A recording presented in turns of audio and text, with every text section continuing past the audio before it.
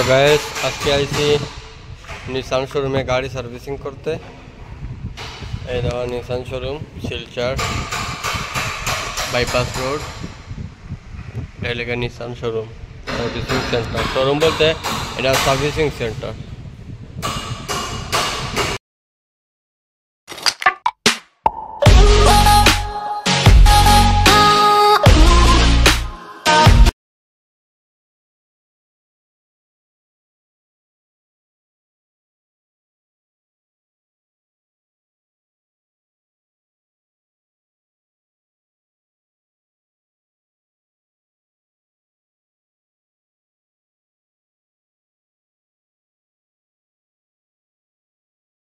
তো guys finally গাড়ি উঠে গেছে, এখন গাড়ি সার্ভিসিং হইব।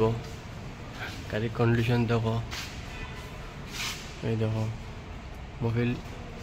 মোবিল পরে মোবিল গ্যারেন্টি হয়ে গেছে। মোবিল পরে দেখো মোবিলের অবস্থা, মোবিল কেমন খারাপ হয়েছে না, এখনো মোবিল ভালো রয়েছে।